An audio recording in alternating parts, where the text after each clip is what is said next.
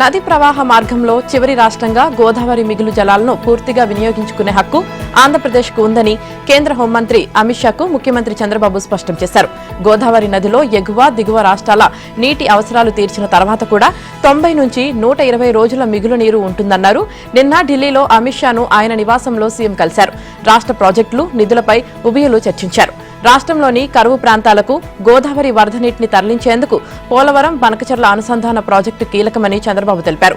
81,900 కోట్ల అంచనా వ్యయంతో పోలవరం నుంచి బనకచెర్ల హెడ్ రెగ్యులేటర్ కు 200 టీఎంసీల వరద నీటిని తరలించేలా దీన్ని రూపొందించినట్లు చెప్పారు. ఈ ప్రాజెక్టు పూర్తయితే కరువు పీడిత రాయలసీమ ప్రాంతానికి దక్కే ఫలితాలను వివరించారు.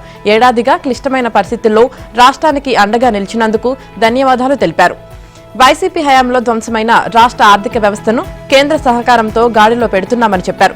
అయితే ఇప్పటికీ ఆర్థిక వనరుల కొరత తీవ్రంగా ఉందని, కేంద్రం నుంచి మరింతగా సాయం అందించాలని ప్రత్యేకంగా కోరారు. విభజన వల్ల ఎదుర్కొన్న ఆర్థిక నష్టాన్ని పరిగణలోకి తీసుకుని నిధుల కేటాయించాలని 16వ ఆర్థిక సంఘానికి నివేదించామని తెలిపారు. అంతకుముందు కేంద్ర మాజీ మంత్రి, టీడీపీ సీనియర్ నేత అశోక్ గజపతిరాజును గోవా గవర్నర్గా నియమించినందుకు ప్రధాని మోదీకి, అమిత్ షాకు, కేంద్ర ప్రభుత్వానికి సీఎం కృతజ్ఞతలు తెలిపారు.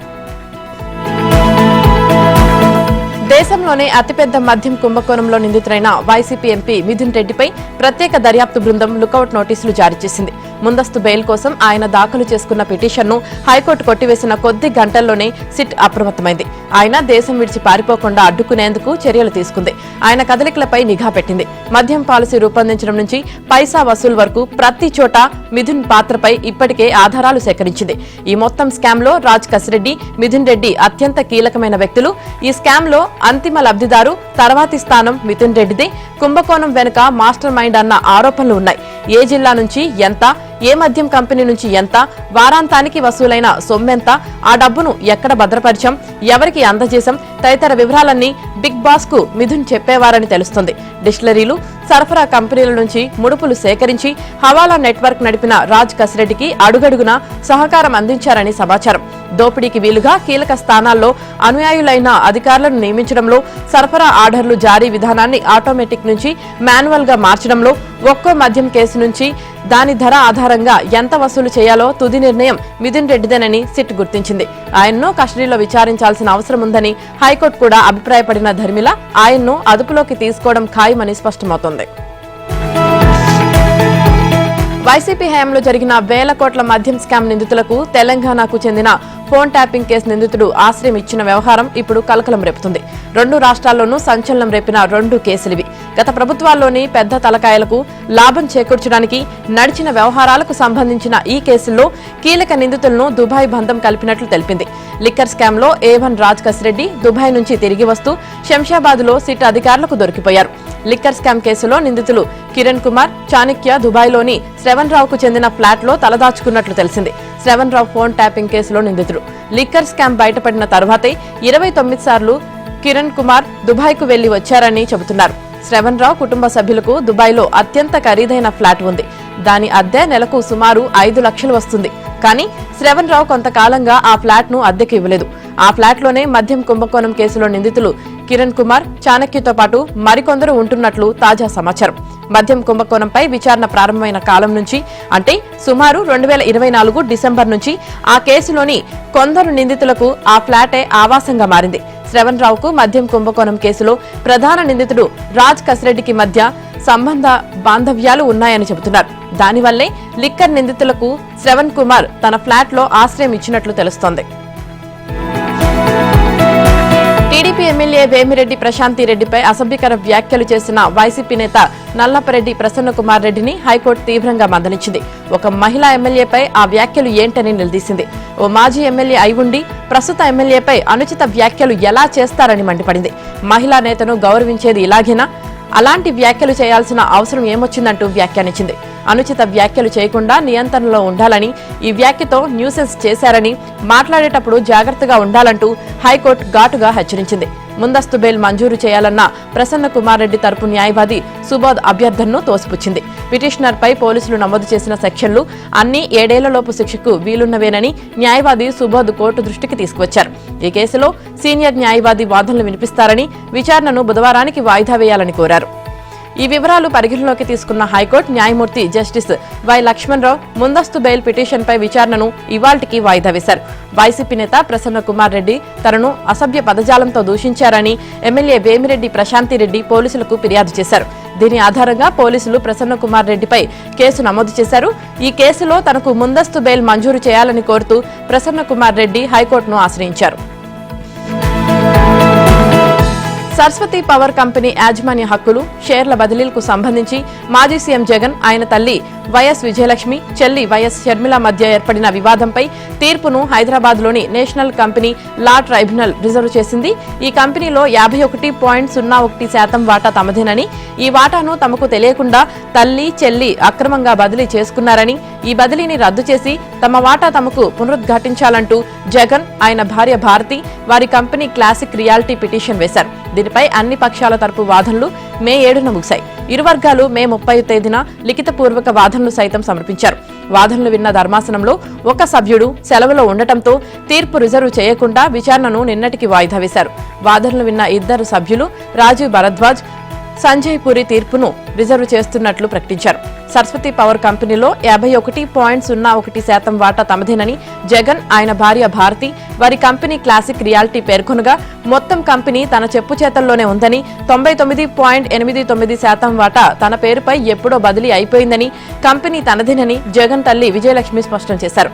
ఇది తండ్రి సంపాదించిన ఆస్తి కాదని, చెల్లి షర్మిలపై ప్రేమ, అనురాగంతో సరస్వతి కంపెనీలో తమకు ఉన్న 51% వాటాను ఈడీ కేసులు ముగిసిన తర్వాత ఇద్దామనుకున్నామని జగన్ తెలిపారు. ఉద్యోగాల కల్పన అసాధారణ స్థాయిలో వృద్ధి చెందుతున్న నగరాల్లో విశాఖపట్నం దేశంలోనే అగ్రస్థానంలో నిలిచింది. ప్రాంతాల ఆధారంగా తొలిసారి professional network LinkedIn cities on the rise 2025 నివేదికను రూపొందించింది. దేశవ్యాప్తంగా మొత్తం 10 నగరాల పేర్లున్న ఈ జాబితాలో విజయవాడ 3వ స్థానం దక్కించుకుంది. మౌలిక సదుపాయాల ప్రాజెక్టులు ఊపందుకోవడం, మెరుగైన రహదారులు, విమాన సౌకర్యాలు ఉండటంతో దేశంలోని టైర్ 2, టైర్ 3 నగరాలు శరవేగంగా వృద్ధి చెందుతున్నాయని, దీంతో ఈ నగరాల్లో తమ కార్యకలాపాలు ఏర్పాటు చేయడానికి అనేక కంపెనీలు ఆసక్తి చూపుతున్నాయి.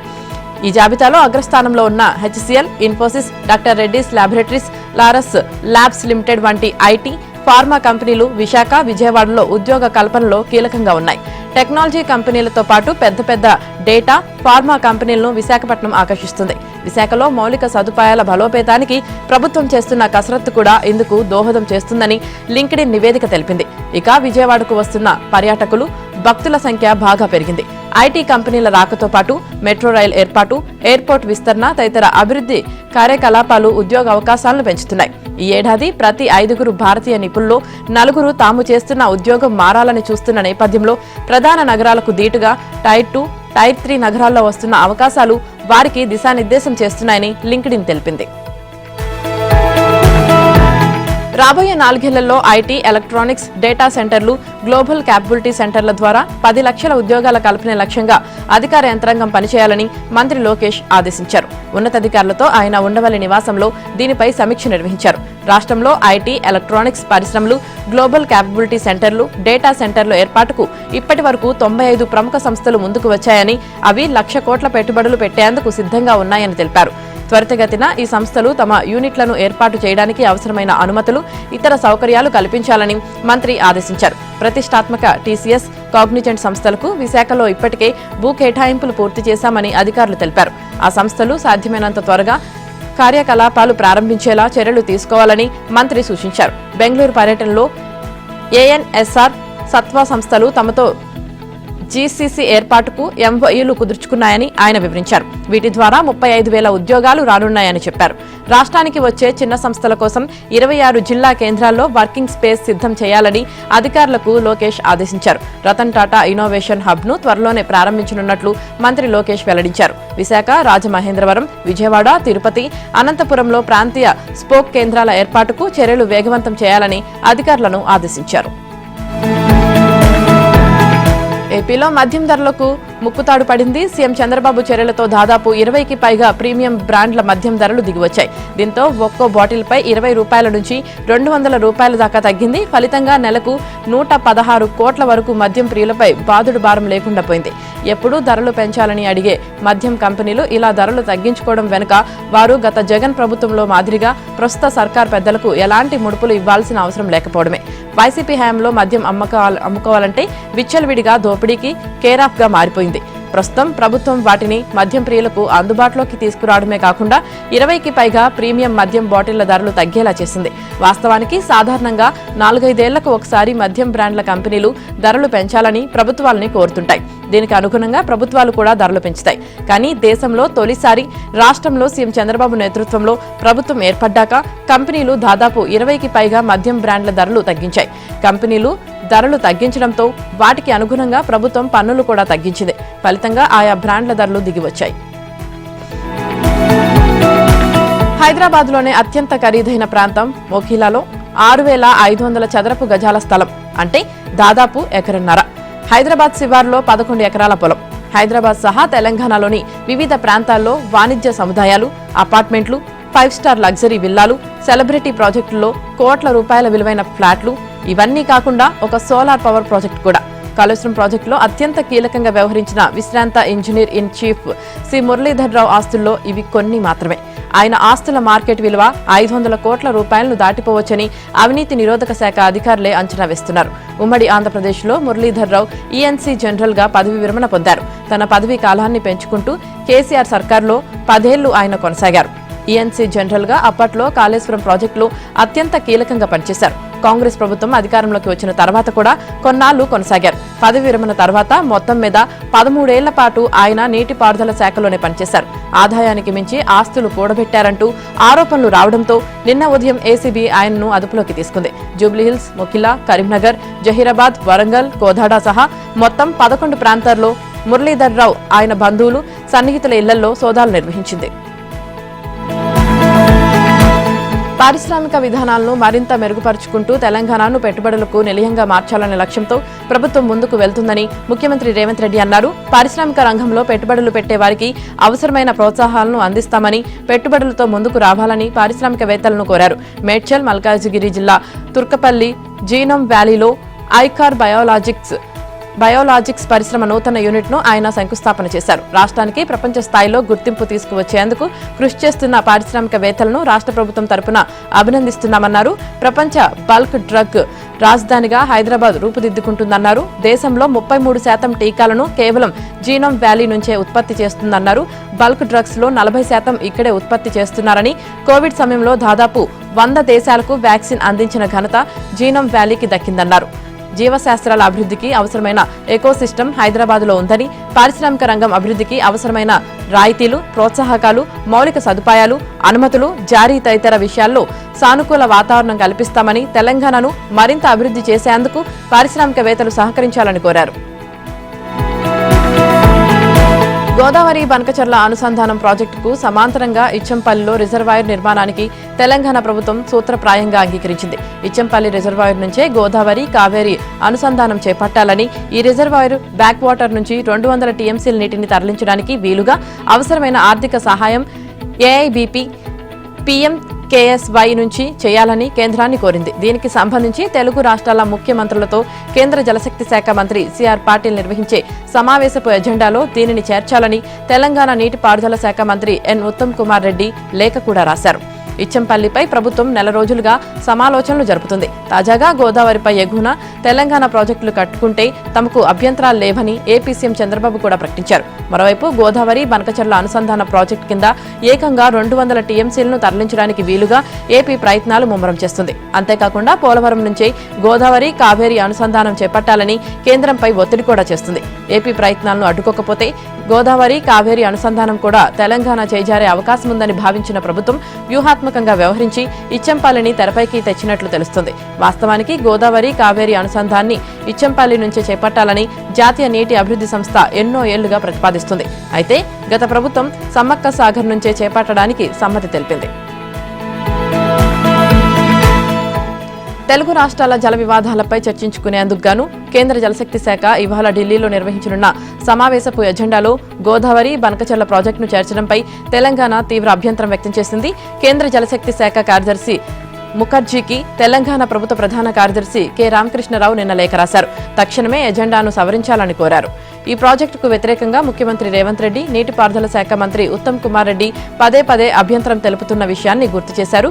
గోదావరి బనకచెర్ల ప్రాజెక్టు ప్రాథమిక సాధ్యాసాధ్యాల నివేదికను తిరస్కరించాలని సిడబ్ల్యూసీని కోరుతున్నామని లేఖలో తెలిపారు. తదుపరి డీపీఆర్ దాఖలు చేయకుండా నియంత్రించాలని, టెండర్లు చేపట్టకుండా అడ్డుకోవాలని కోరుతున్నామన్నారు. ఈ ప్రాజెక్టుకు చట్టబద్దమైన అనుమతులు లభించకుండా ఏ వేదికలోనూ చర్చించడానికి వీల్లేదని స్పష్టం చేశారు. ట్రైబ్యునల్ అవార్డు, చట్ట పరిమితులకు లోబడి అంతర్రాష్ట్ర సంప్రదింపులు, అభ్యంతరాలన్నీ పూర్తి స్థాయిలో పరిష్కారమయ్యేదాకా దీన్ని ముట్టుకోరాదని తేల్చి చెప్పారు. ప్రాజెక్టుపై పోలవరం ప్రాజెక్టు అథారిటీ, గోదావరి నది యాజమాన్య బోర్డు, కేంద్ర జలవనరుల సంఘం లేవనెత్తిన అభ్యంతరాలను కూడా లేఖలో పొందుపరిచారు.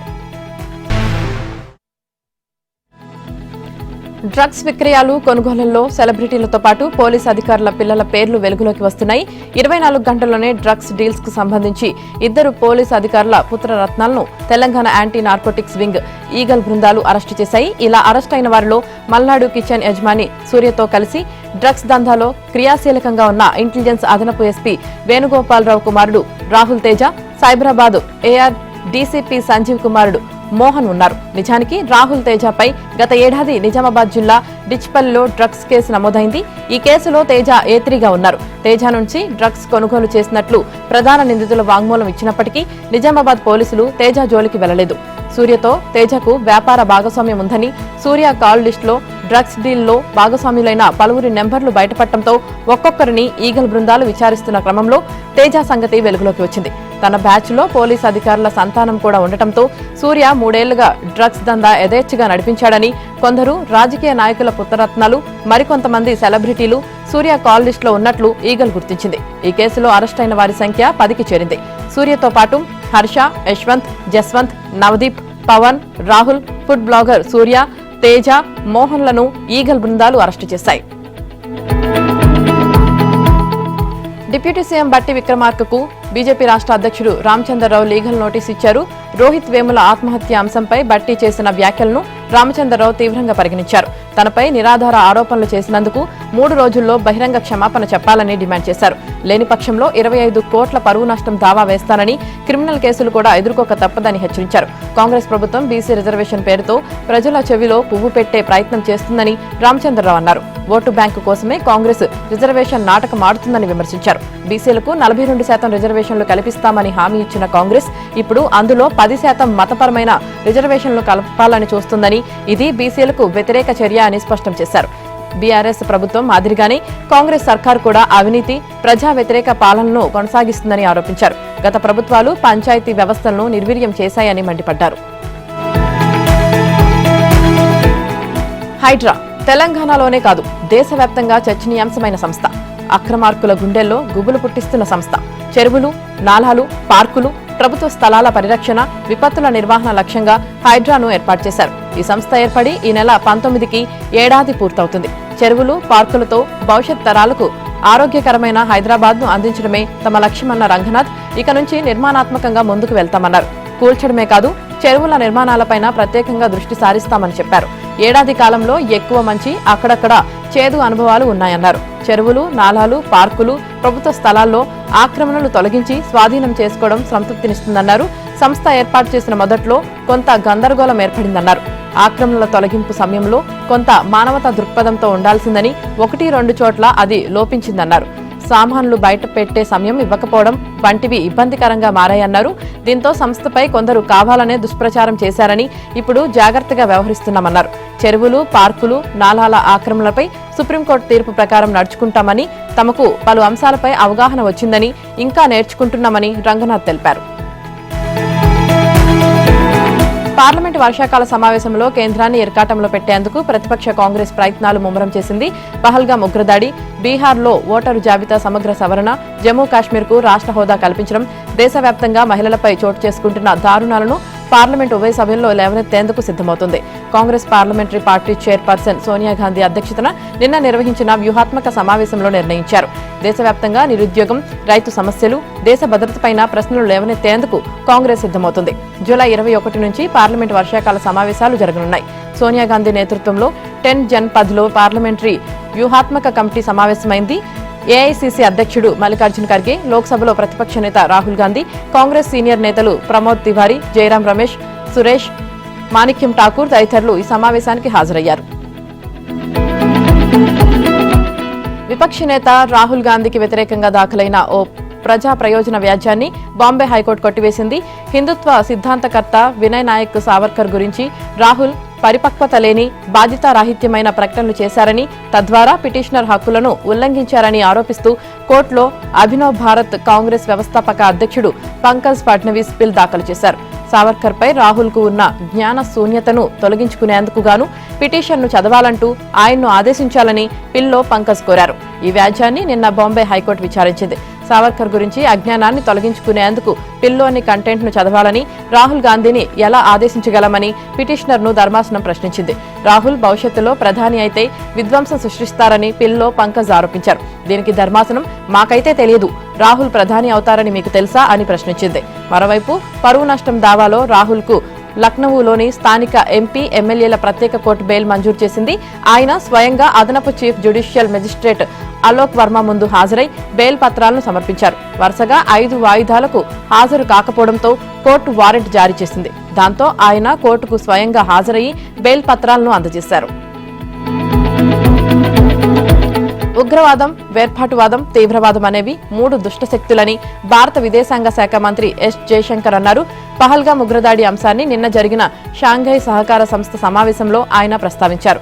ఈ 3 దుష్టశక్తులపై పోరాటం జరపడం ఎస్సీఓ ఏర్పాటు లక్ష్యాల్లో ఒకటని గుర్తు చేశారు. ఏప్రిల్ 22 భారత్లో జరిగిన పహల్గాం ఉగ్రదాడిని ప్రపంచమంతా చూసిందని, జమ్మూ కాశ్మీర్లో పర్యాటక రంగాన్ని, ఆర్థిక వ్యవస్థను దెబ్బకొట్టి మతాల మధ్య చిచ్చుపెట్టేందుకు ఉద్దేశపూర్వకంగా జరిపిన దాడి అని జయశంకర్ అన్నారు. ఐక్యరాజ్య సమితి భద్రతా మండలి కూడా ఈ దుశ్చర్యను తీవ్రంగా ఖండించిందని చెప్పారు. ఉగ్రవాదానికి పాల్పడుతూ ప్రోత్సహిస్తున్న శక్తులను చట్టం ముందుకు తీసుకురావాలనే ఇండియా దృఢ సంకల్పాన్ని యుఎన్ పునరుద్ఘాటించిందని అన్నారు. ఉగ్రవాదం విసురుతున్న సవాళ్లకు ఎట్టి పరిస్థితుల్లోనూ రాజీ పడమనే సందేశం ఎస్సీఓ సమావేశం బలంగా నొక్కి చెప్పాల్సిన అవసరం ఉందన్నారు. ఆఫ్ఘనిస్తాన్ సుస్థిరత, సంక్షేమం కోసం భారత్ చిరకాలంగా కట్టుబడి ఉందని, ఆఫ్ఘాన్ అభివృద్ధికి ఎస్సీఓ సభ్య దేశాలు మరింత సహకారం అందించాలని జయశంకర్ సూచించారు. గ్లోబల్ అఫైర్స్ లో తమ ప్రభావాన్ని విస్తరించుకునేందుకు సభ్య దేశాలు సమిష్టి ఎజెండాతో ముందుకు వెళ్లాలని అన్నారు. సమిష్టి సామర్థ్యంతోనే ఎస్సీఓ విజయాలు సాధిస్తుందన్నారు.